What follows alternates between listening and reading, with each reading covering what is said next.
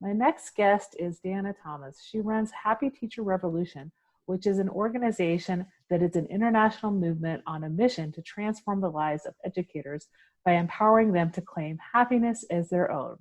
Danna is a former Baltimore City public school teacher turned founder of a global initiative to support the mental health and wellness of educators.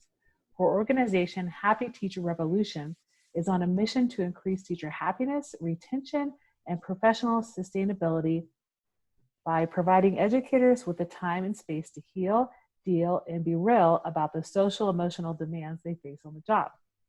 Danna served as the national spokeswoman for the National Alliance of Mental Illness, NAMI, Maryland, and the Music for Mental Health campaign.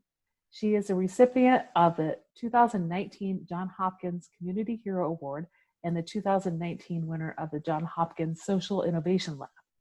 Danna's favorite forms of self-care include playing backgammon, community hot yoga, and rocking out on the saxophone. Welcome to the podcast, Danna.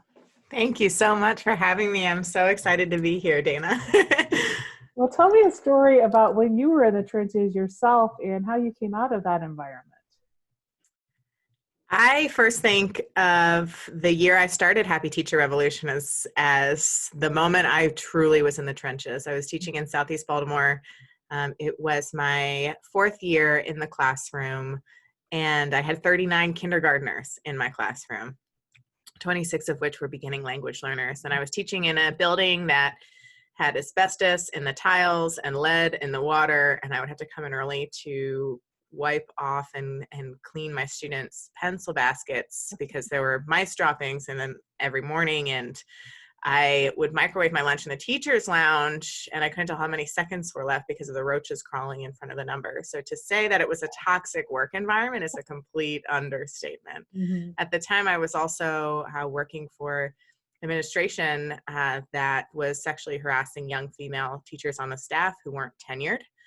Because we were too scared to speak up at the threat of losing our jobs. And so, it was a huge class size. There were kiddos who had either experienced trauma in their past or were currently experiencing ongoing trauma, not to mention the trauma of just being in that building. It just was preposterous to me that there are laws in our country around daycare size limits, but not class size limits in the United States. And so to be honest with you, I was in the trenches. I didn't feel supported by my leadership, not necessarily by the union, and the channels to follow there was seeking justice for what was going on. And so I looked to my left and I looked to my right to fellow teachers, to other educators, to my friends, my colleagues, friends that, taught down the hall from me or the floor above, or sat across from me during lunch at PD, or sat next to me in my grad school classes at Hopkins. And that's how Happy Teacher Revolution was born. We were very much grounded in the consciousness-raising groups of the civil rights movement, of women's liberation movement, of this idea of collectively organizing, giving voice to the voiceless, helping teachers amplify and normalize self-care as professional development, as a revolutionary act in and of itself, in the hopes to mobilize and enact long-term change. And so this was very much a grassroots movement that was born from educators in the trenches, and has become global. And it's just so exciting to be an advocate for educators around the country and around the world. Well, thank you so much for sharing about how, you formed this movement and how you, came out of realization that, you didn't have to put up with that, right? You didn't have to feel like you were, digging yourself a bigger hole by working in that type of environment. And I think it's great how you reached out to those other teachers that realized as well that it's not normal to work in an environment like you were both physical and social emotionally toxic for you as a teacher, and that we deserve better. So what would you say are tips that you would give to listeners who are maybe in a similar environment that have been there for years, or who just feel like they can't do anything or speak up about it? I think it's the most important thing, the most important message is that we are all able to to have power and action over our own choices, even though so often it might not feel like it, whether it's the curriculum that's mandated or the policies that are being mandated, or folks in positions of power and authority who might not have even spent any time in the classroom creating policies and enacting change that very much directly impacts the lives of students and that of their teachers. And so I think what is really important for educators to know that for them to know they are enough, that their self-esteem is what is most important, and their sense of self-worth and self-value, that their evaluation does not equate to their personhood or their humanity or what they're able to offer to their students in the classrooms. I think one of the most important things that I want to impart on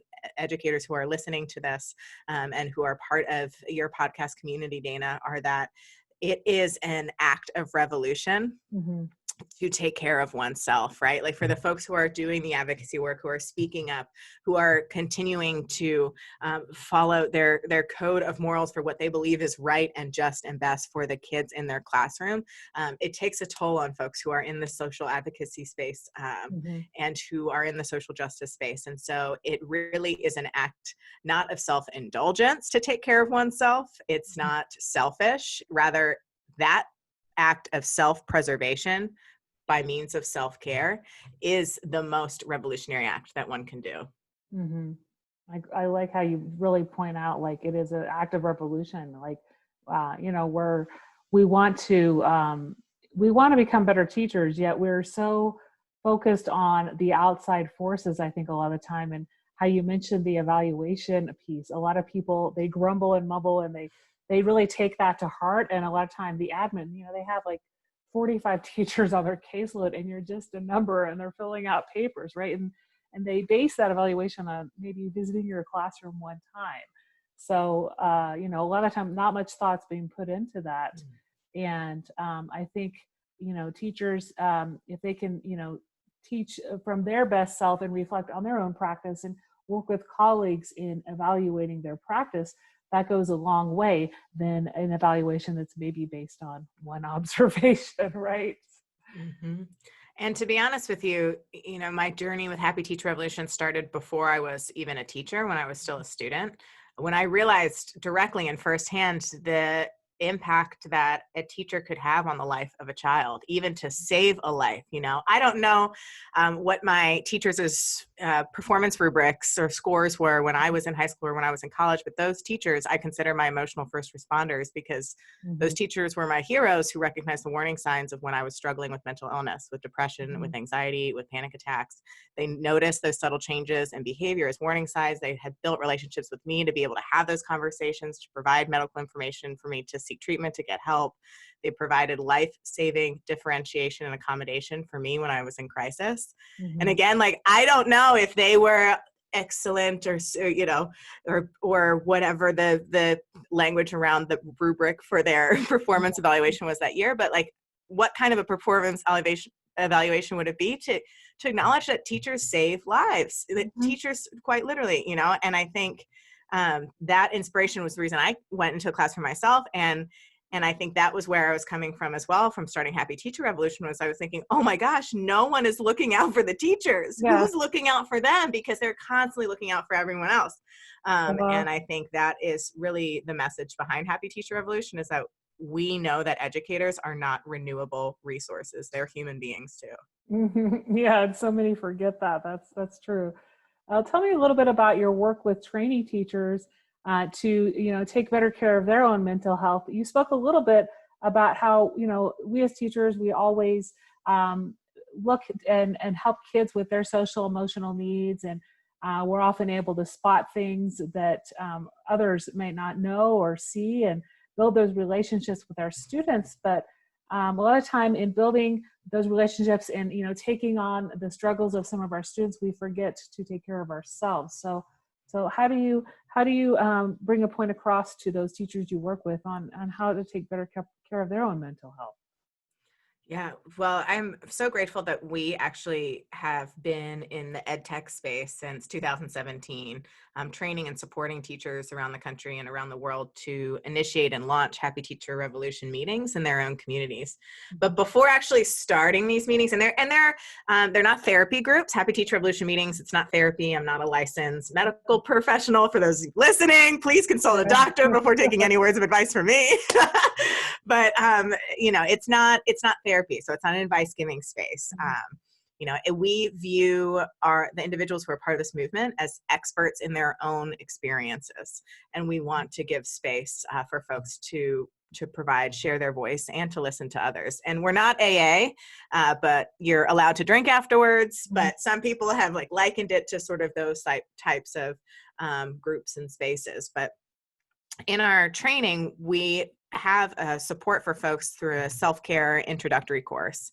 And this is like Happy Teacher Revolution 101. It's the step before actually launching and leading these meetings for others. But in our self-care intro course, we really go into, the research and data behind why self-care matters. I think the term self-care is thrown around a lot more now than it ever was used to. And I think it can often be confused with self-numbing, self-soothing, when in fact self-care is actually challenging. And it isn't bubble baths and manicures. It's setting boundaries. It's saying no. It's uninstalling your work email from your cell phone, or powering down your technology on the weekends, disconnecting and detaching from a place of love, right? Like I love my students so much. I love my role in what I do and the work I do so much, which is why I have to say no and power down. So it's coming from this place of professional sustainability and celebrating the teachers who aren't staying at work till 10 o'clock at night with the custodial staff, and who aren't going to work sick with the flu instead of actually taking a sick day, right? Like we want to celebrate and acknowledge the educators who are really in this for the long term, and how they're modeling that not only to other colleagues, but to their students too. Yeah, I love that. How, I tried not to be that teacher that stayed at the building that late, or, came in the earliest and left the latest. And I had a colleague once that was like that. And I just felt like, what is that person trying to prove in working 12-hour days in the building?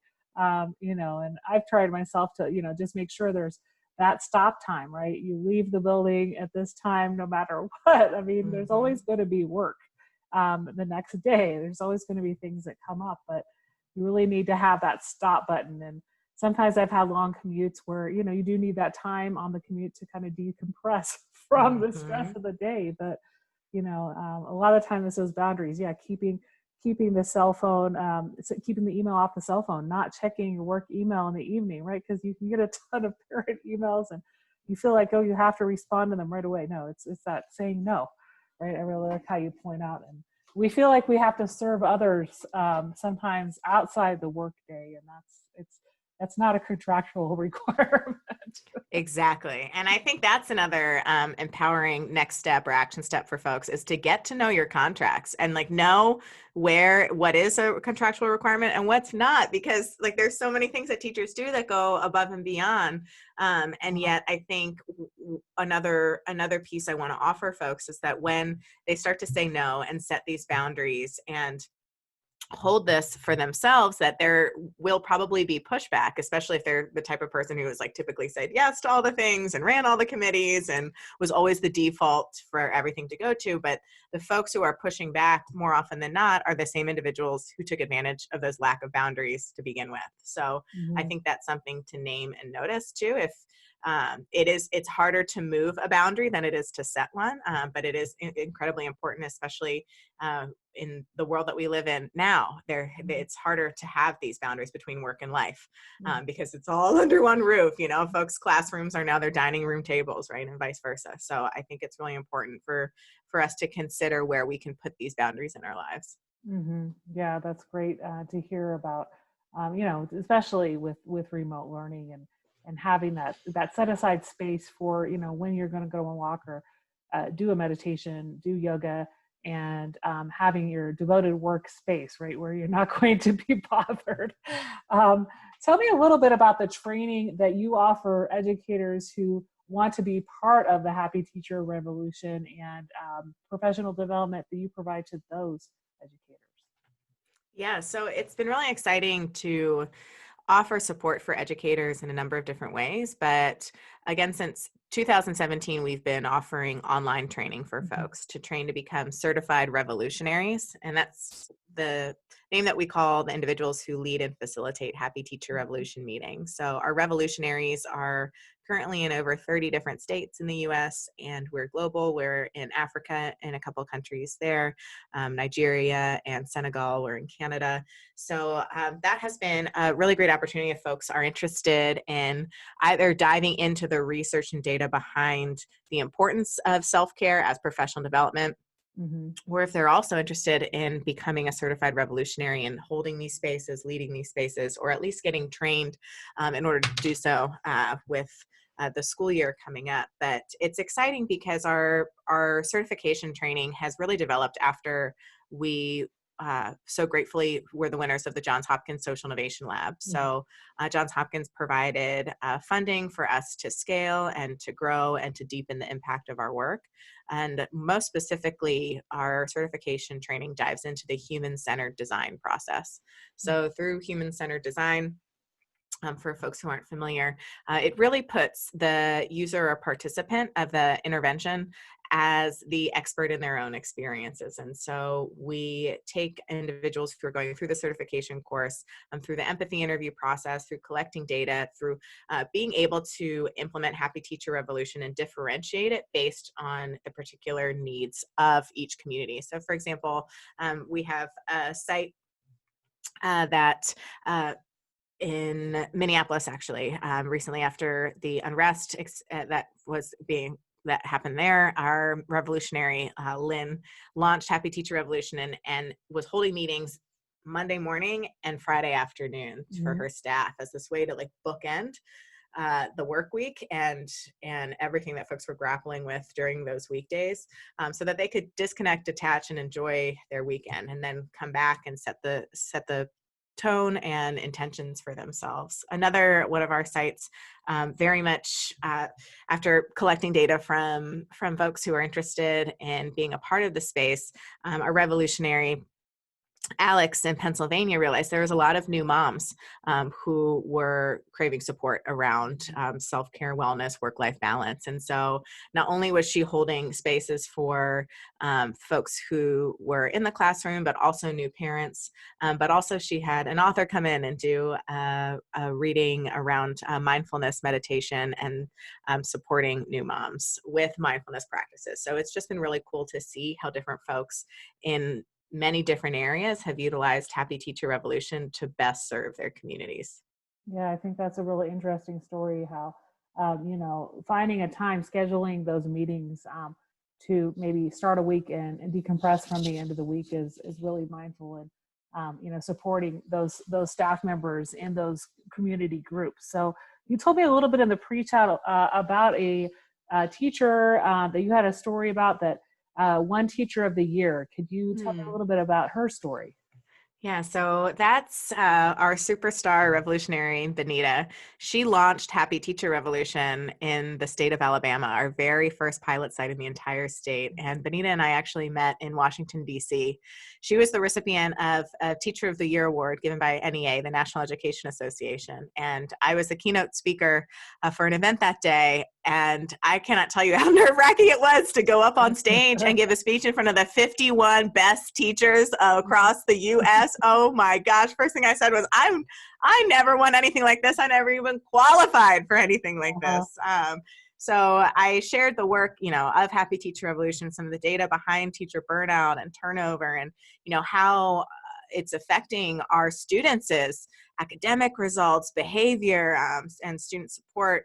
And so after the keynote, it was just unbelievable to be able to connect with so many educators who were in tears. These were people who won Teacher of the Year, who were crying, saying like, no, this is the first time anyone has named these things that our educators are experiencing and going through. And if our Teachers of the Year are feeling this way, how are our new teachers feeling? How are teachers who are considering leaving the profession, right? And so One of those individuals who came up to me after the keynote was Benita with tears in her eyes, and she said, "I felt like a fraud getting on the airplane to come here because I didn't want to be here. I didn't even think I wanted to be a teacher anymore. I didn't think I deserved this award." Turns out, had just lost her parent, had passed away, and she was grieving that loss and that change. She was grappling with a number of different issues in her classroom with lack of support. They had taken adult out of the room. And so she said, I really believe in this work and what you're doing, and I want to start this in Alabama. And she hit the ground running and launched Happy Teacher Revolution. The thing about Benita that she taught me was that burnout and stress has a ripple effect outwards, but so does happiness and joy. And it wasn't just the testimony from her of how she felt happier when she was walking in the hallway and people are saying, "Oh my, what, you're in a good mood. What's going on?" Or, it's not just that she had more time when she packed up her classroom at the end of the year. She said, "Normally I'm here for weeks and weeks on end, and I packed up my classroom early because I realized and chose to prioritize what really mattered." But it was a ripple effect outward on her family, on her husband, saying like, "My wife is a different person when she walks through the door," and her daughters who had experienced traumatic events themselves benefiting from the Happy Teacher Revolution community. So that was the most mind-blowing moment, was that, oh my gosh, like compassion isn't like slices of a pie where we can give compassion to our students and compassion to our students' families, and then there's nothing left for us or for each other. It's not like that at all. I think that when we are treating ourselves with compassion and each other with compassion, we're modeling that to our communities, and it has a ripple effect outward. Yeah, and I see how that has changed with colleagues I've worked with, and you see their demeanor in the building, like people notice. They're like, "What happened?" It could be just after they went to maybe a training or a PD, or just they had an aha, realization, or maybe they joined Happy Teacher Revolution and didn't tell anybody. But I think you definitely see that, because a lot of the time people feel like they're in the doldrums, and nothing can be changed. So I think more and more educators need to find these spaces where they can be themselves, and they can be vulnerable, and realize that there are a lot of people, like you said, these teachers of the year that you're getting these accolades. They're having the same stressors as everybody else. You told me a little bit. Oh, go ahead. I was going to say, what I really would love to nerd out on is the biometric data, and what we're seeing, from folks, most specifically research from the University of British Columbia that measured the stress hormone that we call cortisol in teachers and that of their students through saliva samples. They found that teachers with higher levels of cortisol had students with higher levels of cortisol, which means to say that stress is contagious. And so one of the things that Benita shared was, she was like, even my doctor said, there was actual medical benefits from her participating, engaging in this, and the feel good chemicals that go off when we hold these spaces for other people, not just for ourselves, but when we can be, the person who provides this opportunity for others. And so like my lawyers are like, we're not collecting biometric data, but like I would love to take everyone's blood pressure, like before a Happy Teacher Revolution meeting and after, or like I would love to have the cortisol samples, or something, even take like their heart rate or something like that, because I think I know there are medical benefits, but I can't say that for sure yet, and I don't have IRB approval and all of those things, but like that would be what would be really amazing, is to see the actual medical benefits from teachers reducing their stress. Yeah, maybe using something like when I went to a meditation retreat once, they had the heart rate. They hooked that up to a computer, and they were able to read your heart rate at different points during the retreat. So and I don't remember exactly what it's called, but it's some type of biofeedback that they use at meditation retreats a lot of the time. So I could put you in touch with the person that used that when I was there, if you'd like, afterwards. So, awesome. Looking at data that way and seeing how becoming involved with Happy Teacher Revolution can really change the physical response to people. Probably pretty amazing. So you told me a little bit in the pre-chat about how self-care is important, not only just for teachers in their practice and in their home life, but it's also an equity and social justice issue. So tell me a little bit about how those two things tie in. Yeah, so I think that is another huge part of the message of Happy Teacher Revolution, is that it's not just some fluffy woo-woo thing, but rather if we're not adequately supporting the mental health and wellness of teachers, especially our early childhood teachers, we're actually perpetuating the school to prison pipeline. Mm-hmm. And I'm most specifically referencing research coming from Yale's Child Study Center, where they were evaluating early childhood teachers and the rates of suspensions and referrals to early childhood students, how it later affects their literacy rates, which later affects in our city of Baltimore, where I taught, our third grade reading levels were used by the city to determine how many prison cells to build in decades to come. Wow. And so what Yale Child Studies or Research Center has found is that teachers who are stressed out, who have low job satisfaction, who are burnt out, are more likely to suspend and refer students to the office. But not only that, they're more likely to refer and suspend students of color, and they're more likely to refer or suspend boys more than girls at a rate four times as many boys than girls. And so if we're not supporting our educators, especially at early childhood levels, in those grade levels, but beyond that also, but if we're not adequately supporting our teachers around their happiness, their satisfaction, their workplace, their overall mental health and wellness, then we're perpetuating the school to prison pipeline. And so I think having conversations around equity when it comes to supporting our teachers. We also know that burnout are higher, rates of burnout are higher for our special educators. The rates of burnout are higher for our teachers of color as well. And we only have 2% of teachers who are Black men. Whereas it's upwards of 77% of white women. And so if we're seeing a higher rate of burnout for our teachers of color, we need to have more diversity in our schools and in our buildings, not just classroom teachers, but school psychologists and social workers.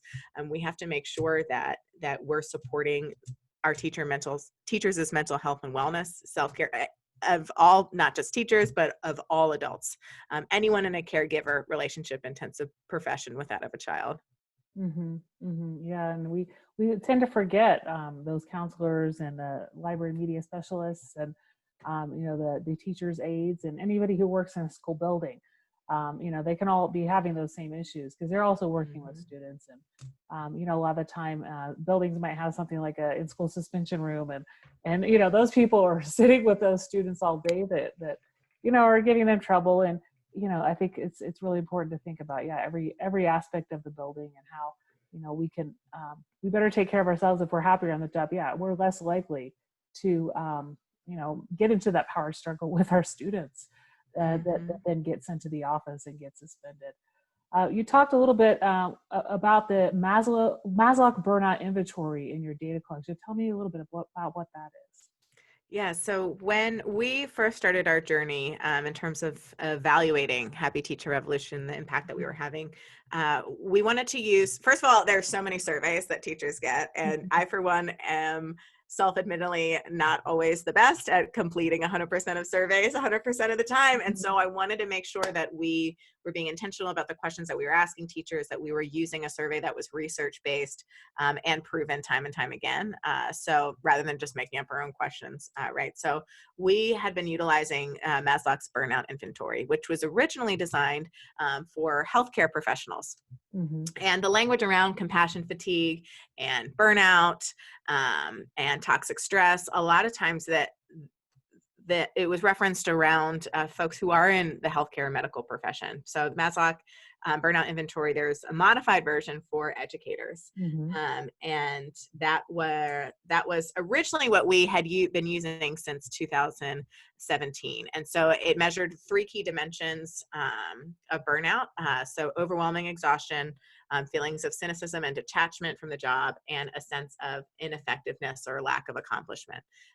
And that was what we were using up until now. And so once COVID-19 happened, I very much was doing a lot of listening to teachers, hearing their experiences from all over the country, around the world, of their needs, not just teachers, but principals and administrators and leadership, and also researchers, because this field of teacher well-being is relatively new in terms of what's out there, really only in the last 10 to 12 years. It's pretty much a new territory. And so in terms of Happy Teacher Revolution's role, I want, as much as we've hit the ground running and creating and developing and piloting an intervention to support teachers, we want to collect data as we go. And so we are shifting gears in terms of the language we're using, as well as the surveys we're using. So based on research from positive psychology, we're actually going to be measuring well-being rather than burnout. And so when we think about like coming from a deficit language or deficit mindset, we don't want to know like how more or less teachers are burning out, but rather like how are teachers experiencing well-being at work? And are they feeling or expressing a sense of thriving in the workplace? So it's not so like, okay, are you more or less burnt out, but more so like, are teachers thriving in the work that they're doing? And for the ones who are experiencing the sense of thriving, let's name it, let's figure it out so that we can replicate it and support other educators with that work as well. So what has been exciting is seeing the data from some of our pilot sites who launched Happy Teacher Revolution before COVID-19. There was a pandemic of teacher stress before this global pandemic of COVID. But what some of our sites have been doing have been in Salem, Oregon, for example, there's a school there, Hallman Elementary School, and a superstar revolutionary who's continued to hold meetings on a regular basis. And what they found is that their school has a 71% favorable rating in well-being in the top tier compared to other Title I schools in their district. And so it's been really exciting just to see the folks who've latched on to this intervention to help support themselves and one another. Yeah, it's so interesting to see how, the COVID has helped them reframe that messaging. And we don't want to look at burnout, right? We want to focus on what are people doing. And that's what I've seen on a lot of the webinars, or, what can you do to take better care of yourselves, especially now. But it's very interesting to see how, that Maslow inventory rates that and helps you as an organization use your data in figuring out how to better support those educators. Out of everything we talked about today on the podcast, what's one thing in particular you would like listeners to remember?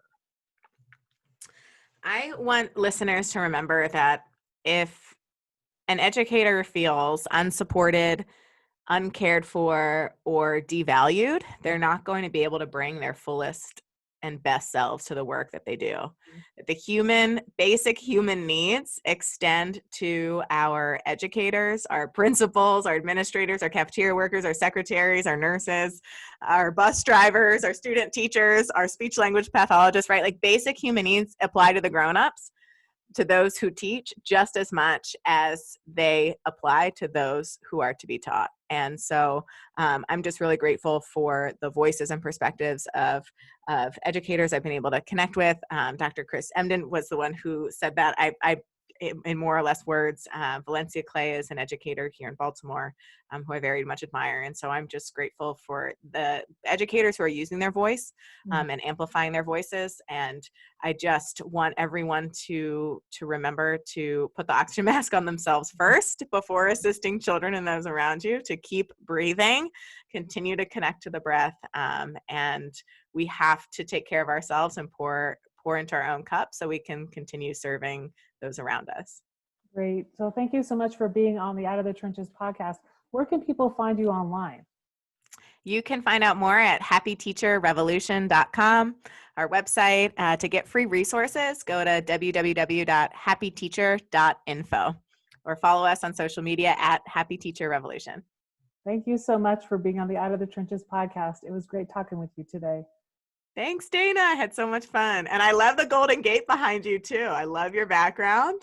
My brother is actually a harbor pilot in the San Francisco Bay, so he drives ships under the Golden Gate Bridge. Okay. So I'll have to tell him that, that I saw him at work today.